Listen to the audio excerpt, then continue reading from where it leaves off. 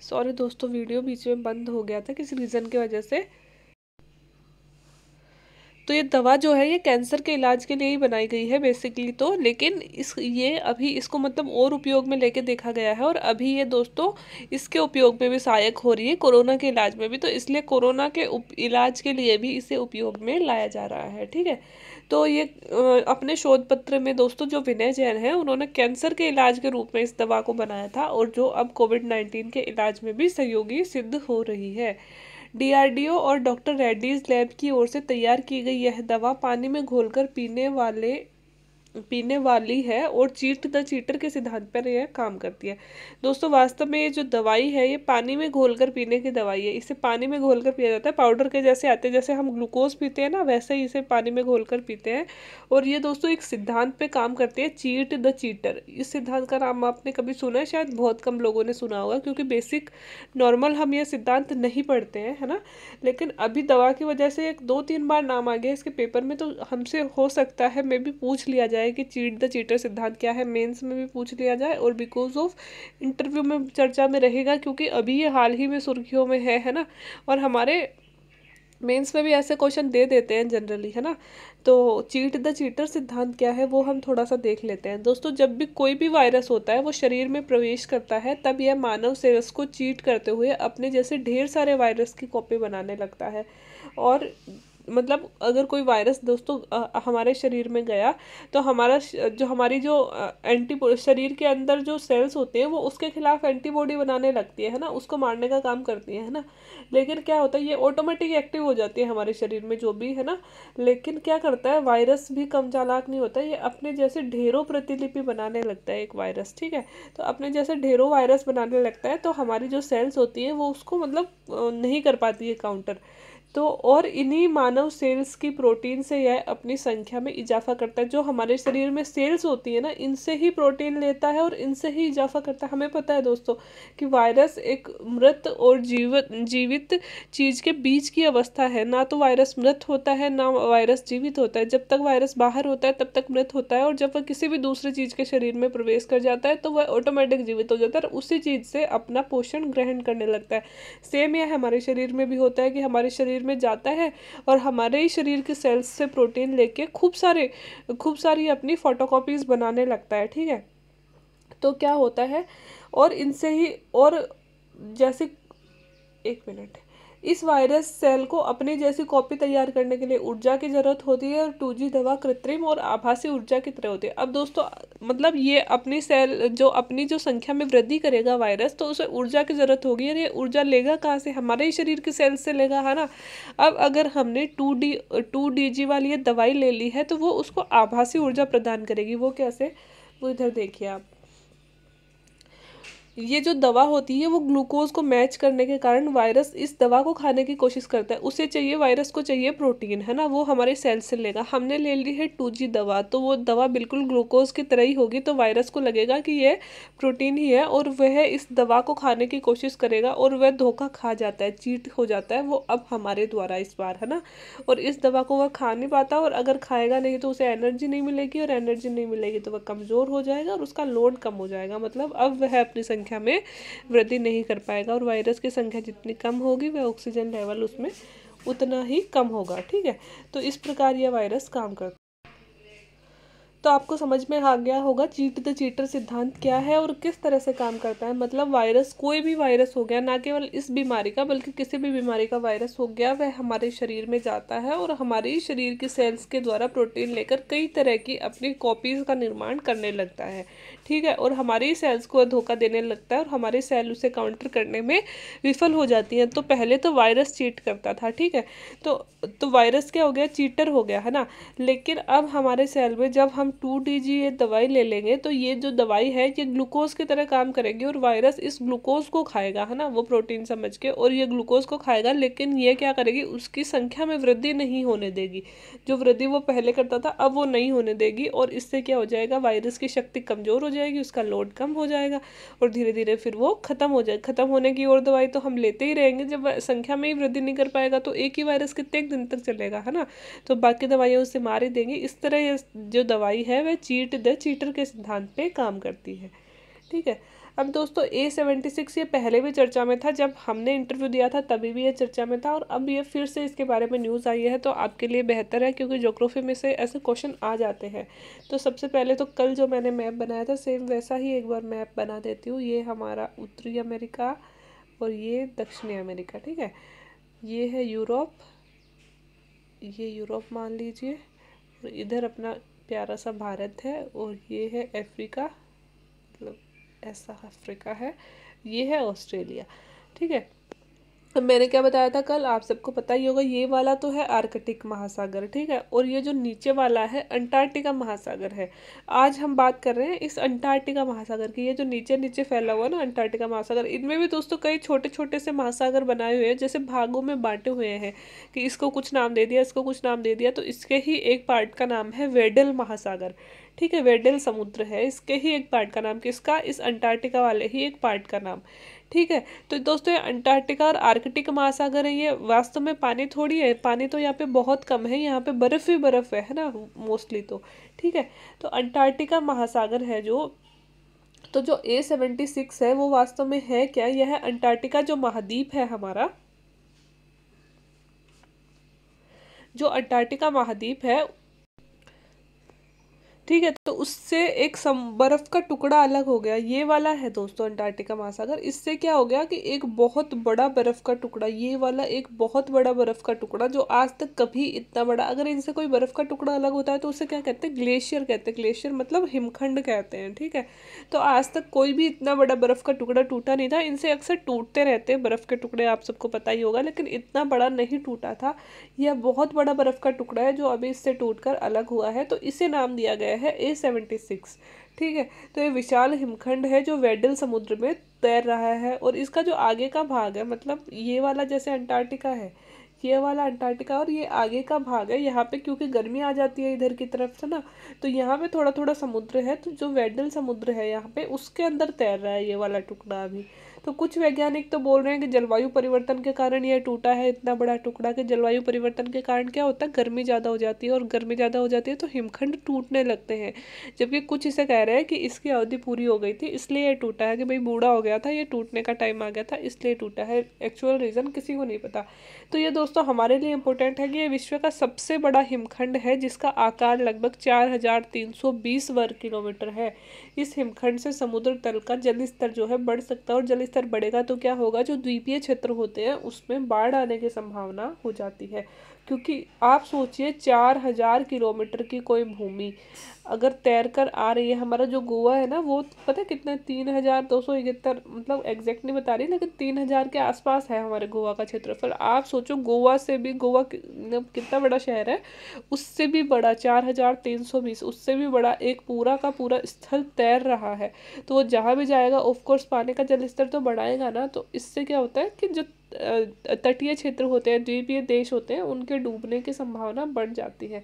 तो हमारे लिए यहाँ पे इम्पोर्टेंट है कि A76 आखिर है क्या, तो यह अंटार्कटिका महाद्वीप से अलग हुआ एक टुकड़ा है, ठीक है। तो बस यह हिमखंड है, मतलब एक जो पानी में तैर रहा है। अभी दोस्तों एक राज्य है जिसने कोरोना से मृत्यु होने पर 10,000 रुपये देने की घोषणा कर दी है, तो वह कौन सा राज्य है, तो दोस्तों वह मध्य प्रदेश के मुख्यमंत्री शिवराज सिंह चौहान ने कोरोना के सेकंड वेव में, जो पहली वेव में मर गए उनके लिए नहीं, लेकिन जो सेकंड वेव में जिनकी मृत्यु हो रही है, अगर कोई जान गंवा रहा है तो उसके परिवार को 1,00,000 रुपये देने की घोषणा उन्होंने करी है। तो क्या आपको लगता है कि राजस्थान में भी ऐसा कुछ होना चाहिए कि जिन लोगों के परिवार जिनमें किसी की मृत्यु हो रही है तो उसे 1,00,000 रुपये दिए जाए, पर सरकार भी कितना देगी, बहुत सारे लोगों की मृत्यु हुई है। बाकी अपने अपने राज्य की पॉलिसीज़ होती हैं। तो दोस्तों इस योजना का लाभ केवल उन्हीं लोगों को मिलेगा जो आयकर नहीं दे रहे हैं। आयकर नहीं दे रहे इसका मतलब वो गरीब है, BPL में है ना, और अन्य कोई योजना का लाभ नहीं ले रहे उनको मिलेगा। तो दोस्तों मतलब सरकार घोषणा तो कर देती है, इसको सुन के ऐसा लगेगा कि वाह सबको 1,00,000 रुपये मिलेंगे जिनके परिवार में किसी की भी डेथ हो गई है ना कोरोना की वजह से। लेकिन दूसरी लाइन में इन्होंने क्या लिख दिया, केवल उन्हीं को जो आयकर नहीं दे रहे। तो आयकर नहीं दे रहे तो मीडियम क्लास लोग ज़्यादातर आयकर देते हैं, वो तो वैसे अलग हो जाएंगे, ठीक है। और जो अन्य किसी योजना का लाभ नहीं ले रहे, तो भाई किसी ना किसी योजना का तो लाभ ले ही रहा होगा ना कोई गरीब है। तो ये कौन सी लाइन मतलब गाइडलाइन हो गई कि अन्य किसी योजना का लाभ नहीं ले रहे उनको ही मिलेगा, मतलब जिन्होंने आज तक किसी भी सरकार की योजना का लाभ भी नहीं लिया और जो गरीब भी है सिर्फ उनको मिलेगा। तो किन को मिलेगा? ये सिर्फ किताबों में मतलब कागजों में मिलेगा, असलियत में मिलने वाला किसी को है नहीं ये। ठीक है।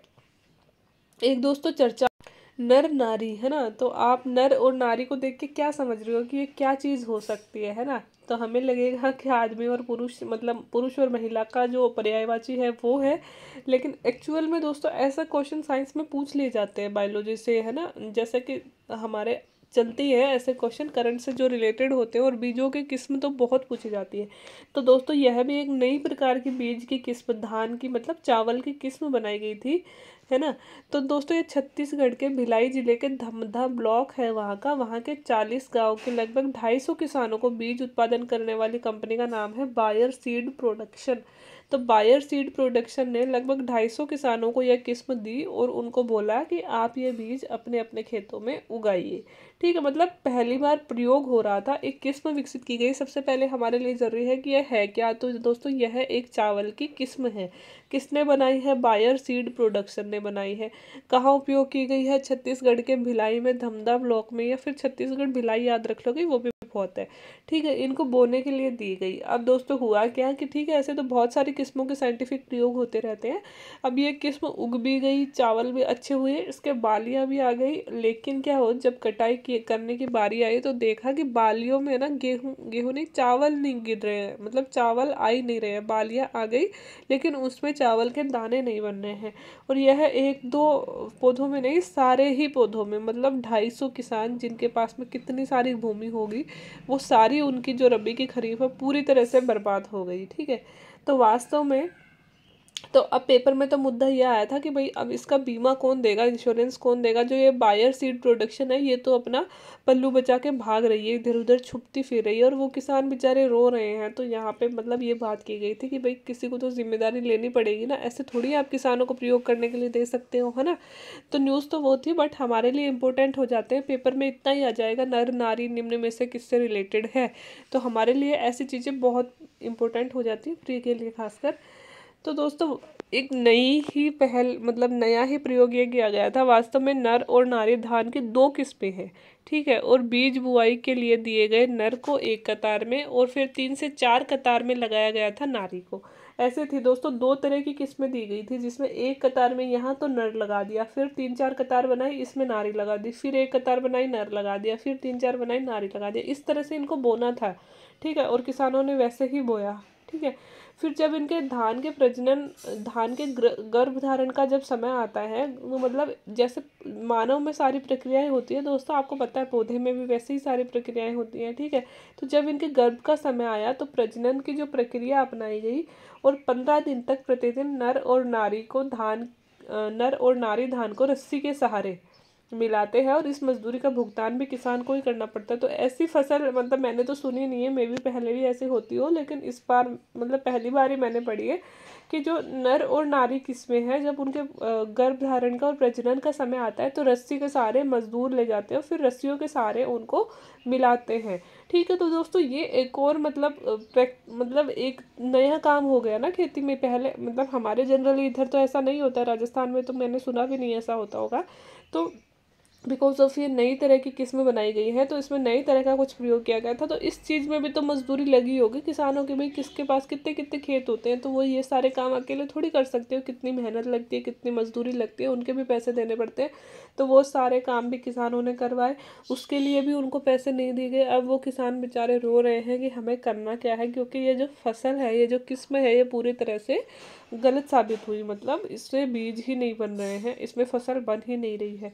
तो दोस्तों हमारे लिए कई बार पूछ लिया जाता है, मे बी मेंस में 2 नंबर में पूछ लिया जाए, या फिर प्री में पूछ लिया जाए, या फिर इंटरव्यू में भी हो सकता है पूछ लिया जाए। तो इसलिए हमने ये क्वेश्चन डिस्कस कर लिया, कुछ डिफरेंट चीज़ है। और दोस्तों आज है 21 मई, और 21 मई को नेशनल एंटी टेररिज्म डे मनाया जाता है। इंटरनेशनल नहीं, नेशनल एंटी टेररिज्म डे। और वो क्यों मनाया जाता है? क्योंकि 21 मई 1991 को हमारे पूर्व प्रधानमंत्री राजीव गांधी जी का निधन हुआ था। तो जो आपको पता ही है, वो श्रीलंका में लिट्टे को समाप्त करने के लिए कार्य कर रहे थे, और उन्हीं आतंकवादियों ने उनकी हत्या कर दी थी। तो दोस्तों उनकी याद में यह दिवस मनाया जाता है, नेशनल एंटी टेररिज्म डे। एक लास्ट क्वेश्चन है दोस्तों कि हाल ही में किस राज्य में विधान परिषद के गठन को मंजूरी दे दी गई है। तो हमने पहले भी इस पर चर्चा करी थी कि पश्चिमी बंगाल में अभी विधान परिषद नहीं है। तो ये पश्चिमी बंगाल की बात है कि पश्चिमी बंगाल में हाल ही में विधान परिषद के गठन को मंजूरी दे दी गई है। वर्तमान में 6 राज्यों में विधान परिषद है मौजूद है। दोस्तों अभी जो पश्चिमी बंगाल में दोस्तों कौन सी पार्टी है, टीएमसी पार्टी है, ठीक है। तो टीएमसी पार्टी की कैबिनेट ने बोला है, कैबिनेट ने मंजूरी दे दी है अभी टीएमसी पार्टी के लिए कि ठीक है विधान परिषद बनाई जाएगी, ठीक है। और अभी अगर वर्तमान की बात करें तो हमारे 6 राज्यों में ऑलरेडी विधान परिषद मौजूद है। वो कहाँ कहाँ है वो आप सबको मैंने पहले भी बताया था, आंध्र प्रदेश में, तेलंगाना में, ठीक है, महाराष्ट्र, कर्नाटक, बिहार और यूपी में, तो इन सब में है। तो आप याद भी कर सकते हो इसे, या तो नक्शे के हिसाब से याद कर लो, या फिर मैंने आपको कोड बताया था आम का बीज उत्तर प्रदेश में। तो आम का बीज में तो दोस्तों पहले आ से आंध्रा आता था, लेकिन आंध्रा के 2 पार्ट हो गए, तो आंध्रा और तेलंगाना आ जाएगा, म से महाराष्ट्र हो जाएगा, का से कर्नाटक आ जाएगा, बी से बिहार आ जाएगा। और जैसे जम्मू कश्मीर आपको पता है राज्य ही खत्म हो गया, तो विधान परिषद भी खत्म हो गई, और उत्तर प्रदेश में मतलब उत्तर प्रदेश आ जाएगा। अब अगर पश्चिमी बंगाल में बनती है तो 7वां राज्य ऐड हो जाएगा पश्चिमी बंगाल। अब बात करें पश्चिमी बंगाल की, तो पश्चिमी बंगाल के मुख्यमंत्री ममता बनर्जी ने सोमवार को कैबिनेट की बैठक में विधान परिषद बनाने के चुनावी वादे को मंजूरी दे दी है। दोस्तों एक्चुअली उन्होंने चुनावों में वादा किया था।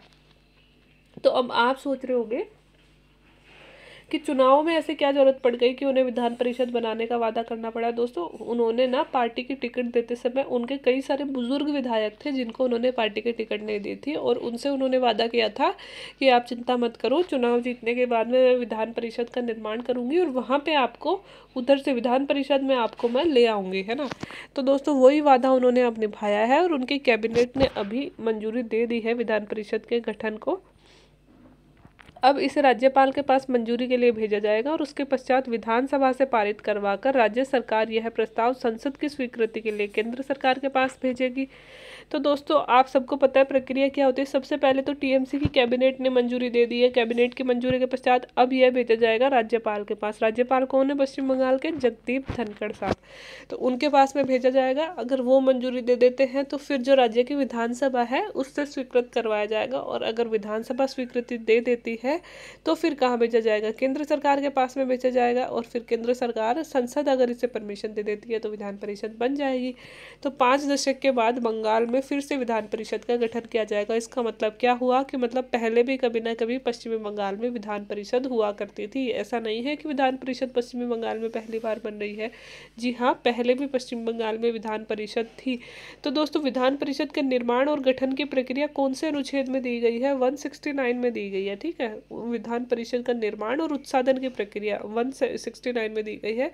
तो वहीं पे ये कहा गया है कि कोई भी राज्य अपनी विधानसभा बनाने के लिए, विधान परिषद बनाने के लिए राज्य को ही पावर होती है, बस राज्यसभा अपनी विधानसभा से पास करवा के केंद्र सरकार को भेज दे, और अगर केंद्र सरकार मंजूरी दे देती है तो विधान परिषद बन जाती है। और उत्साधन भी इसी प्रकार से कर सकते हैं, उत्साधन करने में भी कोई दिक्कत नहीं है। तो दोस्तों कब थी पहले, जब दोस्तों 1935 का भारत शासन अधिनियम आया था, और उसके बाद में 1952 में चुनाव हुए थे। 35 के अधिनियम में व्यवस्था की गई थी कि बंगाल में विधानसभा और विधान परिषद होगी, है ना। फिर 1952 में जब मतदान हुए थे, मतलब हमारे यहाँ पे लोकसभा वगैरह बनी थी, सारे राज्यों में चुनाव हुए थे, उस टाइम पे दोस्तों पश्चिमी बंगाल में भी विधानसभा और विधान परिषद का निर्माण किया गया था, ठीक है। और उसके बाद में ख़त्म कब किया गया वो अभी देखते हैं। हालांकि 5 दशक पहले पश्चिमी बंगाल में विधान परिषद हुआ करती थी, लेकिन 21 मार्च 1969 को विधान परिषद को समाप्त कर दिया गया। कब समाप्त किया गया, 1969 में समाप्त किया गया, ठीक है। जो समाप्त करने के लिए राज्य विधानसभा द्वारा एक प्रस्ताव पारित किया गया, जिसके बाद राज्य सरकार ने इसे संसद से पारित करने के लिए केंद्र सरकार को भेजा, और संसद ने पश्चिमी बंगाल विधान परिषद उन्मूलन अधिनियम 1969 को 1 अगस्त 1969 को लागू कर विधान परिषद समाप्त कर दिया। अब दोस्तों 2 पैराग्राफों में, एक में मैंने आपको बनने की प्रक्रिया बता दी, दूसरे में खत्म करने की प्रक्रिया बता दी। कि खत्म करने की प्रक्रिया भी वही है कि राज्य विधानसभा ने अपने आप से पारित किया, पारित करने के पश्चात केंद्र सरकार को भेजा, और और केंद्र सरकार ने इस अधिनियम को मंजूरी दे दी, है ना। तो दोनों प्रक्रियाएं मैंने आपको यहाँ पे बता दी कि किस तरह से बनी और किस तरह से खत्म हुई। तो 1969 में खत्म हो चुकी थी। तो 1969 के बाद में लगभग 5 दशक बीत गए। अब विधान परिषद पश्चिम बंगाल को वापस चाहिए। संवैधानिक प्रावधान के अनुसार विधान परिषद का गठन करने और भंग करने के लिए राज्य विधानसभा से प्रस्ताव पारित किया जाना जरूरी है, जिसे सदन में बहुमत से समर्थित होना आवश्यक है। 2/3 बहुमत भी नहीं चाहिए दोस्तों, सिर्फ बहुमत चाहिए, है ना। सदन का बहुमत चाहिए विधानसभा का। तो विधान परिषद के निर्माण के लिए किसके पास अधिकार है? राज्य विधानसभा के पास है। राज्य विधानसभा प्रस्ताव पारित करेगी और उसके पश्चात जो प्रस्ताव कैसे पारित होगा? विधानसभा के बहुमत से।